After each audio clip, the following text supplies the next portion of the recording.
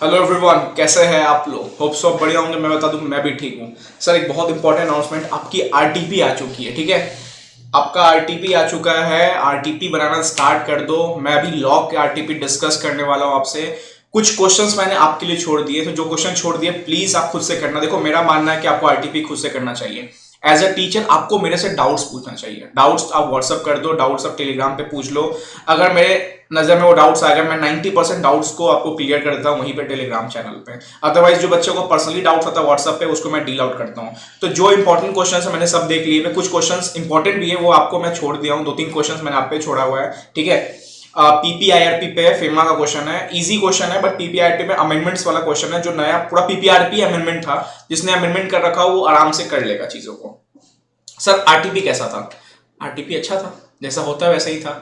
Sir, previous RTP जो आया था उसके तुलना में क्या था भैया? उसके तुलना में बताऊं, 20% भी टफ नहीं। मतलब अगर पिछला आरटीपी 90% टफ था ना, तो यहाँ पे 20% ही इसका लेवल है। तो आरटीपी बहुत इजी है, बट कुछ मैं आपको इंपॉर्टेंट चीज बताने वाला हूँ, रेडी हो जाना। देखो, लॉ का पेपर है, लिटरली बताता हूँ आपको, 20 मार्क्स में दिलवाऊंगा अभी। क्योंकि आरटीपी एंड एमटीपी कुछ ऐसा नहीं होता, ये क्वेश्चन डिट्टो आ जाएंगे, बट आपको आईसीआई ने हिंट देगा कि भाई मैं यहाँ पे आने वाला हूँ, तो इसके आसपास के टॉपिक को कर लो। सर, कौन कौन टॉपिक करते चलना है? 2-3 टॉपिक बताऊंगा, इंपॉर्टेंट है, उसको देखते हैं। ठीक है, देखो मैं लगभग सारे क्वेश्चन डिस्कस कर रहा हूँ। 2-3 क्वेश्चन मैंने आप पे छोड़ा हुआ है, तो उसको अच्छे से कर लेना। फेमा एंड पीपीआईआरपी क्वेश्चन है। ठीक है, चलो। सर, क्वेश्चन नंबर 16 एमसीक्यू आप कर लोगे। ठीक है, एमसीक्यू इजी है, एमसीक्यू आप कर लोगे। नहीं होगा तो मैं एक एमसीक्यू का वीडियो बना दूंगा, आप बता देना।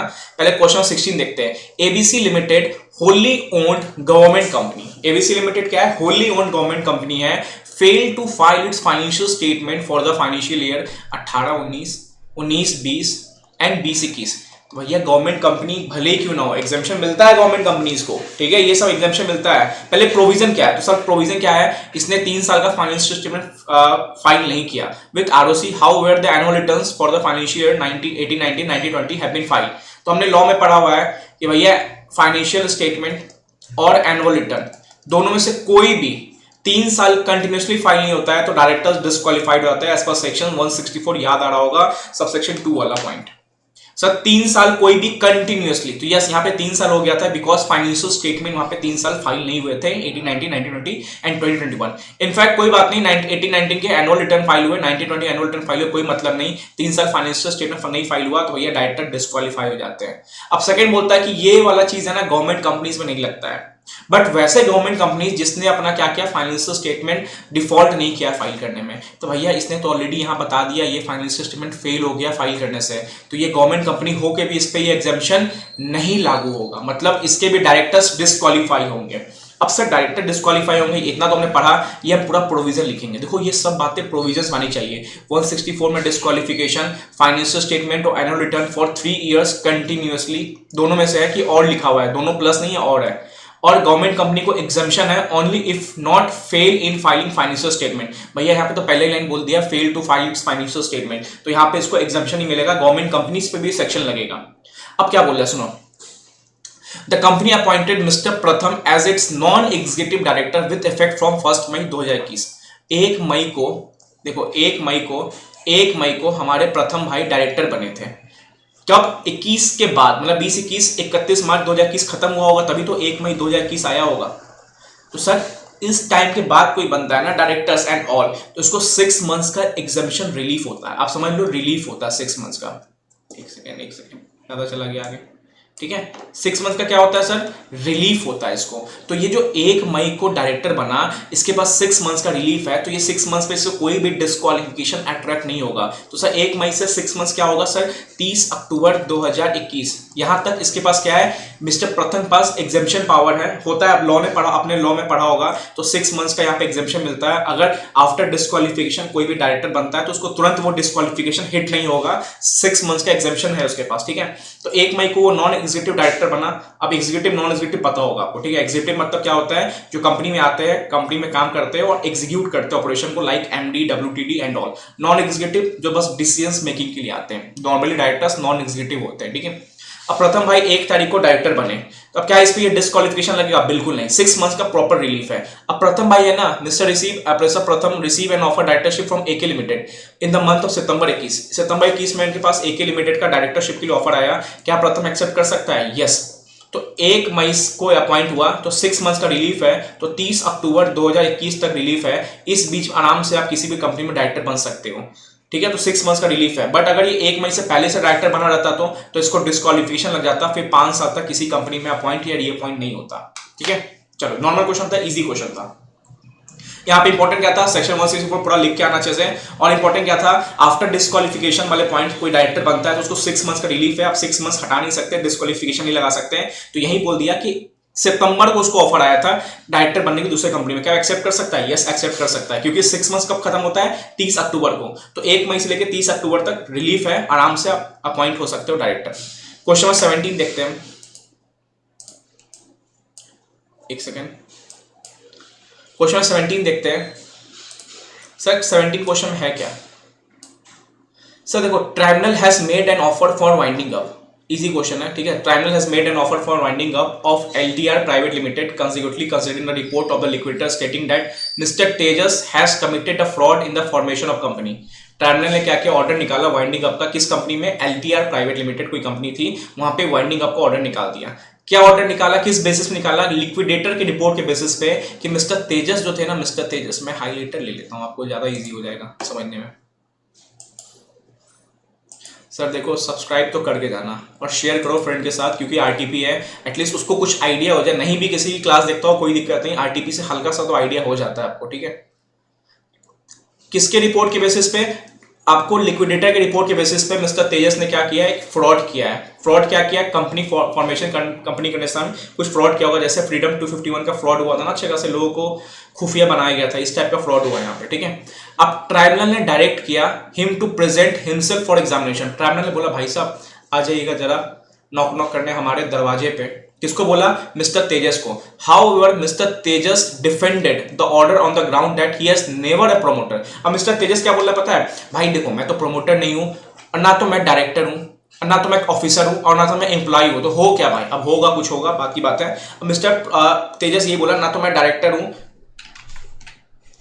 ठीक है, ऑन है, ना तो मैं डायरेक्टर हूं, ना तो मैं ऑफिसर हूं। इसने ये बेसिस पे लेके ना बोला कि ना तो मैं डायरेक्टर, ना तो एम्प्लॉय एंड ऑल, नहीं, ये सब बोला कि मैं यहां पे नहीं हूं। तो ये बोला कि अब मिस्टर तेजस नहीं जाएगा। अब देखो, ट्राइब्यूनल ने बुलावा भेजा है आपको, अब आप नहीं जा रहे हो, और किस बेसिस में नहीं जा रहे हो? आप बोल रहे हो ना तो मैं प्रमोटर हूं, ना तो मैं डायरेक्टर हूं, मैं क्यों हूं आपके पास ट्राइब्यूनल?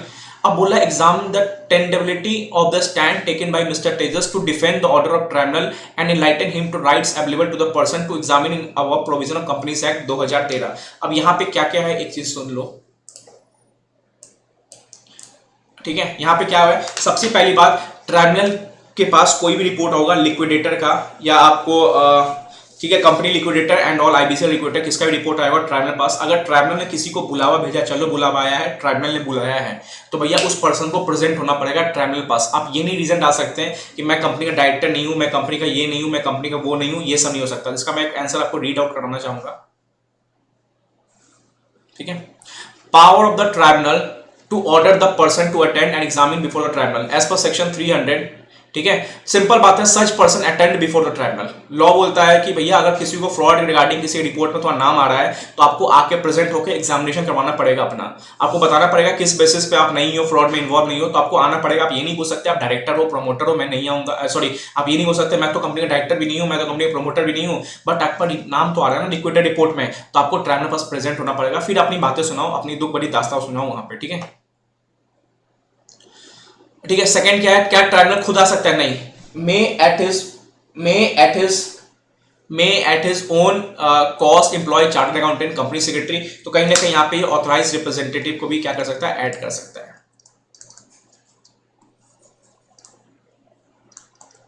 ठीक है। चलो, लिबर्टी है उसके पास कि ऑथराइज रिप्रेजेंटेटिव, जरूरी नहीं कि उसको खुद में पर्सनल प्रेजेंट होना है, वो किसी सीए, सीएस, सीएमए को भी क्या कर सकता है? लाइव वो बोल सकता है कि भाई एक बार जाकर ट्राइब्यूनल का है ना बुलावा है, एक बार देख के आ जाओ, होता है यहाँ पे, ठीक है। सर 80 नंबर क्या है? 80 नंबर एक ड्राफ्ट बनाना है, रिजोल्यूशन प्लान बनाना है। देखो, रिजोल्यूशन प्लान बनाने का एक सिंपल टेक्निक बताता हूं, आपको इस सेक्शन का नॉलेज होना चाहिए। जैसे यहाँ पे Maharaja limited appoint mister Mantri as a managing director, MD के रूप में उसको अपॉइंट कर रहा है for 5 years. Mister Mantri fulfil all the condition as specified under schedule 5, इतना इतना। The terms of appointment are salary इतना, पर्सनल एक्सीडेंट इंश्योरेंस इतना, ये इतना, you are the secretary of the company, draft resolution to, ऐसा ऐसा करके। तो आपको शेड्यूल 5, देखो ये मैं बताऊंगा नहीं, ये क्या नॉर्मल है।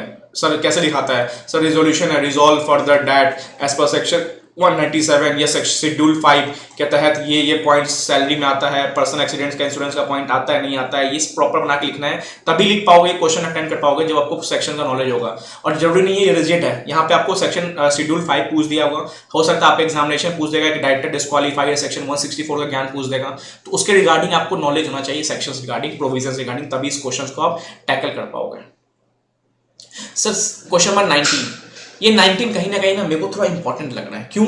क्योंकि आपको यहाँ पे तो एनआरसी पूछा है, नॉमिनेशन रेम्युनरेशन कमेटी पूछा, बट इसी कमेटी के अंदर क्या होता है, रिस्क मैनेजमेंट कमेटी, यहाँ पे अमेंडमेंट आया था, तो कहीं ना कहीं मेरे को हिंट लग रहा है, अब लिखवा लो मेरे से कि रिस्क मैनेजमेंट कमेटी आपके एग्जामिनेशन में देख सकता है दोस्त, 5 मार्क्स का। क्योंकि आईसीएन यहाँ पे नॉमिनेशन रेम्युनरेशन कमेटी पूछा है, क्या पूछा है, charming limited a listed company has constituted nomination remuneration committee which has consisting of 5 members, 5 member थे इसमें। The chairman of the committee is an independent director, chairman independent director था, and 3 other independent director are the members, और and 3 other independent director, chairman तो independent director था ही था, 3 और independent director थे जो मेंबर्स थे। Beside the chairman of company who is whole time director has also adopted as a member of the committee compliance requirement of the composition of NRC। NRC regarding जो बात हम बात कर लेते हैं, NRC में कम से कम 3 डायरेक्टर होने चाहिए, all must be non executive, सारे के सारे नॉन एग्जीक्यूटिव होने चाहिए। Sir now what is the meaning of non executive, जो भैया सिर्फ डिसीजंस लेने मेकिंग आते हैं, एग्जीक्यूटिव नहीं है, WTD MD वेंडी नहीं है, सिर्फ नॉन एग्जीक्यूटिव डायरेक्टर है जो सिर्फ डिसीजन मेकिंग आते हैं, ठीक है। 2/3 कम से कम क्या होना चाहिए, इंडिपेंडेंट डायरेक्टर होना चाहिए।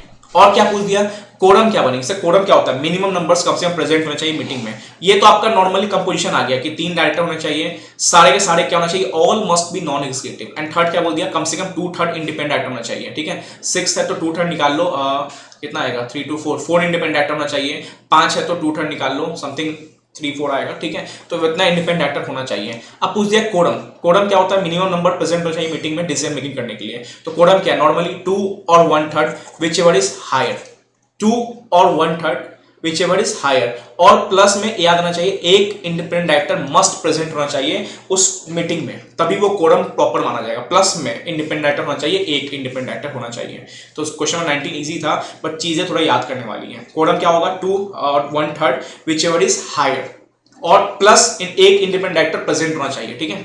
चलो 2021 मैंने आप पे छोड़ दिया हुआ भाई, होगा तो बनाना, नहीं होगा तो मेरे को बताना, मैं आपको रेडी हूँ बताने के लिए। तो अदरवाइज मैं नेक्स्ट MCQ वीडियो लूंगा आरटीपी का, मैं वहां पे कवर कर दूंगा, सब बिल्कुल इजी आरटीपी है, ठीक है। 22 देखते हैं, 22 इज हाईली इंपॉर्टेंट। मैं क्या बोल रहा हूँ यहाँ पे, कहीं ना कहीं ICAI थोड़ा हिंट देगा आपको, रिस्क मैनेजमेंट आपको नॉमिनेशन रेम्युनरेशन कमेटी पूछ रहा है, बट कहीं ना कहीं रिस्क मैनेजमेंट में अमेंडमेंट आया था, अमेंडमेंट देख के जाना, नहीं देखे होगे भैया प्रीवियस अमेंडमेंट्स एंड ऑल था, देख लेना यार, ठीक है।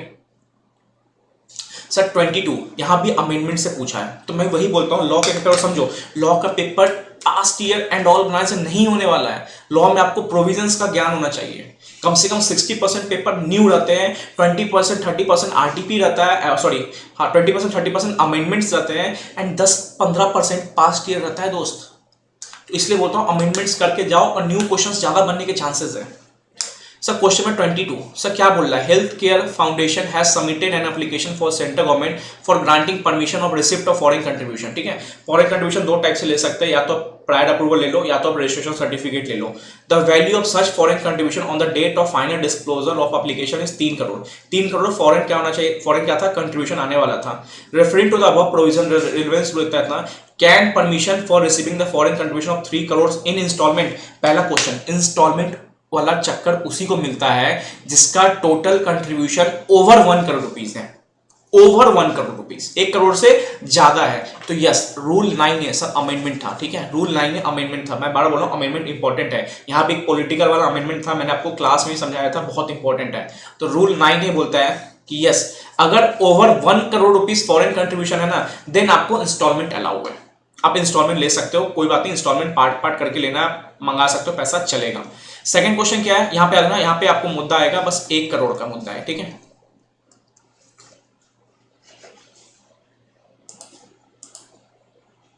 एक सेकेंड, ठीक है।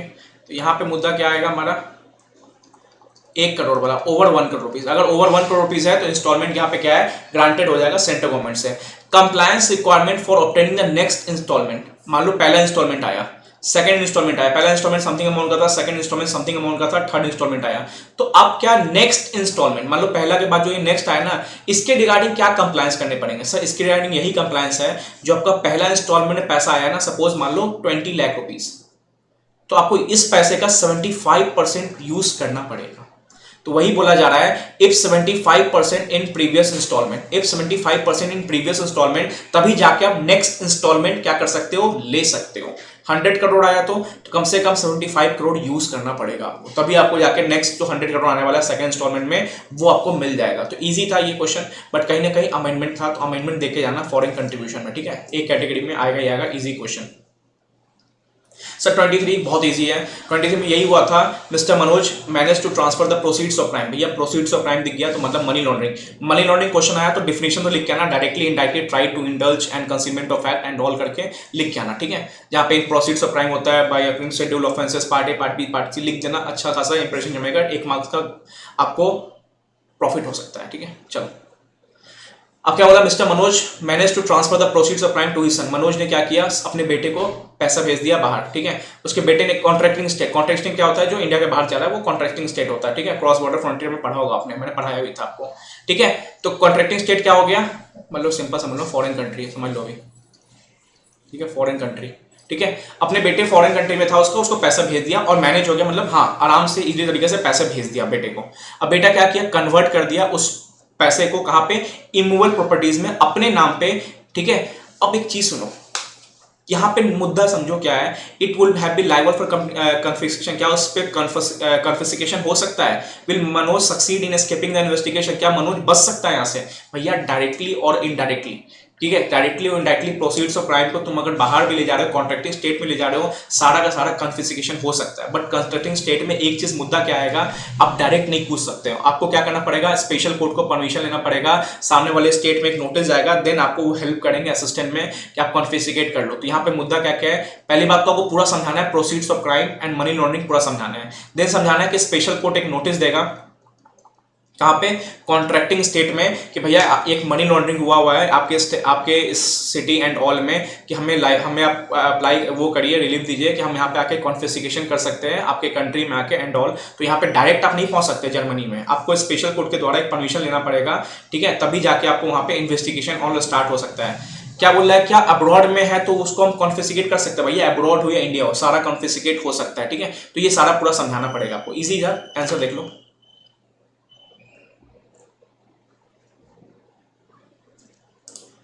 बस यहाँ पे कॉन्ट्रैक्टिंग स्टेट को समझा देना, जो भी पढ़ा होगा ना आपने उसको इजीली वे में समझा देना, ठीक है। अकॉर्डिंग सेक्शन 57 इतना special court is satisfied may issue letter of request. Yes, एक वर्ड में मिस करा था, लेटर ऑफ रिक्वेस्ट। देखो ये कीवर्ड्स है, किसको, to a court on authority in the contracting state. तो स्पेशल कोर्ट क्या देगा, मैंने पूरा समझाया था, अच्छे समझाया था ये क्वेश्चन। क्या देगा, लेटर ऑफ रिक्वेस्ट किसको देगा, कोर्ट और अथॉरिटी को, जो कॉन्ट्रैक्टिंग स्टेट में, जो फॉरेन स्टेट में बैठे हुए हैं, ठीक है। State abroad competent to deal with such request, examine fact करेंगे भैया सही में ऐसा है कि नहीं है। देन अगर उन्होंने बोला कि हाँ सही है, तो स्पेशल कोर्ट बोलेंगे चलो बेटा अब तुम लोग एक्शन लो, आके जो करना है करो यहाँ पे, ठीक है, ठीक है। स्पेशल कोर्ट में डायरेक्ट इतना, ठीक है। तो इजी था, समझ लो वही था। तो यस, कॉन्फिस्केशन हो सकता है।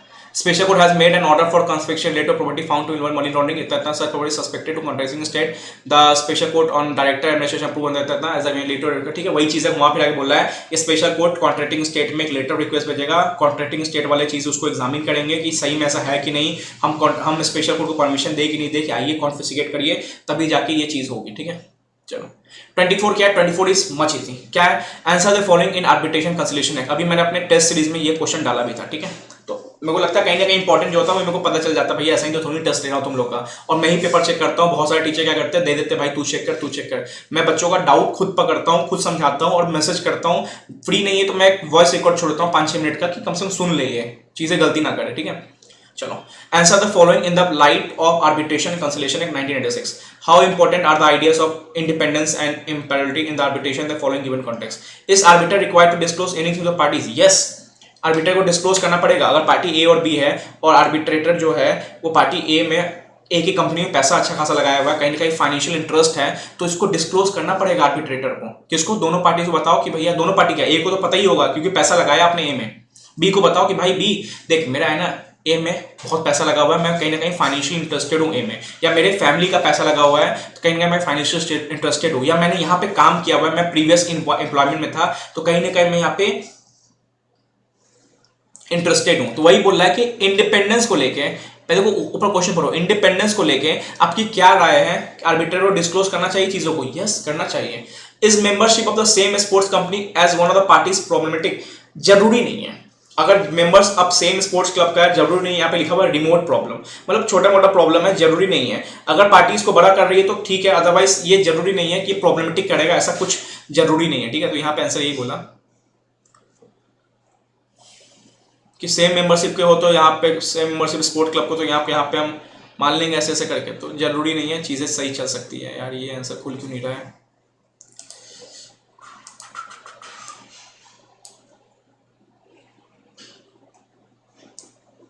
ठीक है, The arbitration are under the duty of disclose any relationship with parties or their lawyer that might have rise to justifiable doubt as to independence. Arbitrator को बताना पड़ेगा रिगार्डिंग कुछ भी इंडिपेंडेंस, रिगार्डिंग किसी पार्टीज के साथ कुछ भी दिक्कत है तो सामने पार्टी बताओ कि भैया मेरा है ना इस पार्टी में फाइनेंशियल इंटरेस्टेड है, I am financial interested in that company and all, जो भी बताना है बताना पड़ेगा आपको।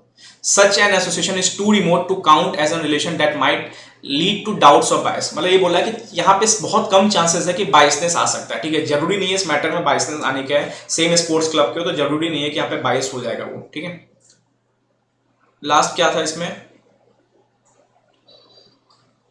Can arbitrator resign on their own account? Yes, arbitrator जा सकता है, टाटा बाय बाय, और आर्बिट्रेटर को कोई रीजन बताने का भी जरूरत नहीं है, ठीक है।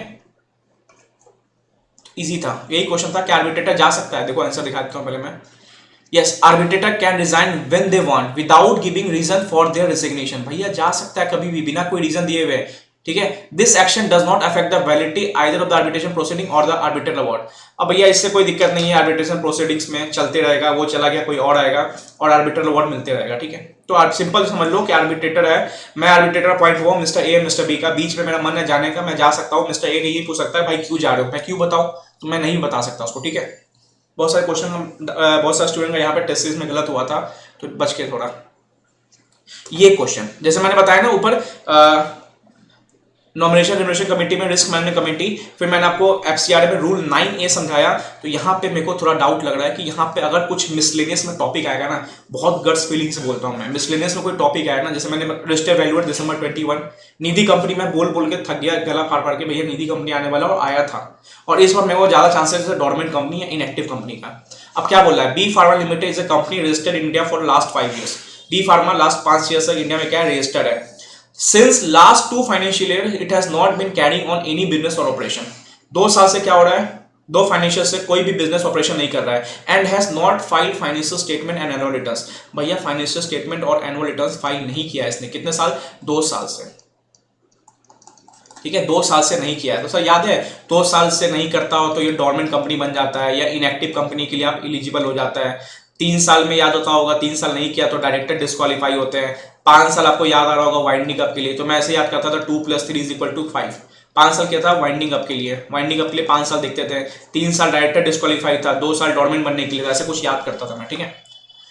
Whether B Limited is eligible to apply to register to obtain dormant of status of dormant company? Yes, because 2 साल अगर आपने किसी ने कोई भी बिजनेस ऑपरेशन नहीं किया और उसने फाइनेंशियल स्टेटमेंट 2 साल नहीं फाइल किया कंटिन्यूअस में, लास्ट 2 फाइनेंशियल ईयर्स, ठीक है, तो यस वो डोरमेंट के लिए अप्लाई कर सकता है। वही पूछ रहा है क्या वो एलिजिबल है आरओसी को अप्लाई करने के लिए to obtain the status of dormant company? Yes वो एलिजिबल है, because as per the provision of ऐसे डोरमेंट कंपनी वाला प्रोविजन लिख के आना, इनएक्टिव कंपनी वाला, जो कंपनी 2 साल से कुछ भी बिजनेस ऑपरेशन नहीं कर रही है और लास्ट 2 फाइनेंशियल में उसने कोई भी financial statement and annual return file नहीं किया, तो देन एलिजिबल है वो स्टेटस लेने के लिए इनएक्टिव कंपनी का। What will be answer if B formalities continuous payment for fees to registrar and fees for rental fees? भैया ये सब फीस है ना अलाउ होते हैं, मतलब देखो लॉ क्या बोलता है ना डोरमेंट कंपनी लेके कि आपने लास्ट 2 साल में ना कोई भी सिग्निफिकेंट अकाउंटिंग ट्रांजेक्शन ना किया हो। देखो ये देखो दिख रहा होगा आपको, it has not made any significant accounting transaction. तो क्या सर फीस देना सिग्निफिकेंट अकाउंटिंग ट्रांजेक्शन होता है? बिल्कुल नहीं। सर रेंट देना? सर बिल्कुल नहीं। तो ये सब है ना सिग्निफिकेंट अकाउंटिंग ट्रांजेक्शन नहीं होते, ठीक है। अगर सेल परचेस करता तो yes this is significant accounting transaction. But normal fees दे रहे हो भैया तो आरओसी को फीस तो दोगे ही दोगे ना, तो ये कोई सिग्निफिकेंट अकाउंटिंग ट्रांजैक्शन नहीं हुआ। और रेंटल दे रहे हो तो ऑफिस को मेंटेन तो करोगे ना, कंपनी बनाया तो ऑफिस तो होगा ही ना, चेयर वेयर होगा ही ना, वहां का रेंट तो जा ही रहा होगा ना। तो रेंट एंड फीस देना सिग्निफिकेंट अकाउंटिंग ट्रांजैक्शन नहीं होता है। तो यस स्टिल अभी भी ये डोरमेंट है। बट मैं बोलता है ना इसने है ना फीस नहीं दिया है, इसने क्या किया है 10 लाख का एक सेल किया है, तो भैया ये सिग्निफिकेंट अकाउंटिंग ट्रांजैक्शन हो गया। और डोरमेंट कंपनी में सिग्निफिकेंट अकाउंटिंग ट्रांजैक्शन होते ही उसका स्टेटस हट जाएगा डोरमेंट का। प्रभु मैंने कर दिया लगभग लगभग, ठीक है। अभी एक आरटीपी आया था, स्टूडेंट ने भेजा था, मैंने बोला चलो इसको डील आउट करते हैं। 2 क्वेश्चन मैंने आप पे छोड़ा, कोशिश करो नहीं होगा तो मैं नंबर खुल के दे देता हूँ, ठीक है। 8587911158 handwritten colourful notes already out of stock हो गई है। अच्छे खासे रिस्पॉन्स आए, थैंक्स ऑल ऑफ यू कि आपने इतना अच्छा रिस्पॉन्स दिया मेरे को regarding to handwritten notes plus question bank जो मैं 1.5 डेज का बनाया था। बहुत अच्छा रिस्पॉन्स है, लिटरली मैं इतना सोचा नहीं था कि इतना अच्छा रिस्पॉन्स होगा। नंबर्स मैं आपको कुछ दिन बाद बताऊंगा क्योंकि मैंने अभी एक लॉट और डाला है डिलीवरी के लिए, ठीक है। तो अच्छे खासे लॉट्स में अब मैं डिलीवरी निकालने वाला हूँ, अप्रॉक्स 50-60 लॉट्स में जाएगा डिलीवरी, क्योंकि मैंने सबको रोक रखा था। लास्ट कुछ बचे थे, मैंने उसका ऑर्डर लेके निकाल दिया। तो handwritten notes and all जो चाहिए सब मिलेगा भाई। मैंने टेस्ट सीरीज भी लेना हो, टेस्ट सीरीज में पेपर मैं ही चेक करता हूँ, मैं ही सब करता हूँ। सर एक आदमी इतना काम कैसे कर सकता है भाई? कर सकता हूँ, ठीक है। वी आर चार्टर्ड अकाउंटेंट, अभी आप भी बन जाओगे, ठीक है, तो आप भी ये काम कर सकते हो चीज़ों को। चलो all the best, share with your friend. मैंने पूरा मेहनत किया है कि 26 मिनट में ये आरटीपी डिस्कस करने का। आरटीपी में बिल्कुल दम नहीं था, बट हिंट दिया आरटीपी में, तो कहाँ कहाँ मैं पाँव फैला सकता हूँ ऐसे नहीं बताया है। तो एक कमिटी वाला चैप्टर में ध्यान रखना, मिसलेनियस में डोरमेंट कंपनी में ध्यान रखना, और आपको उधर मिसलेंस हो गया, और आपको कमिटी हो गया, और आपको एफसीआरए में रूल 9A पे ध्यान रखना है, और कॉन्ट्रैक्टिंग स्टे पे ध्यान रखना है। तो इस आसपास के टॉपिक्स को अच्छे से कवर कर लेना, ठीक है। चलो ऑल द बेस्ट, मिलते हैं नेक्स्ट वीडियो में।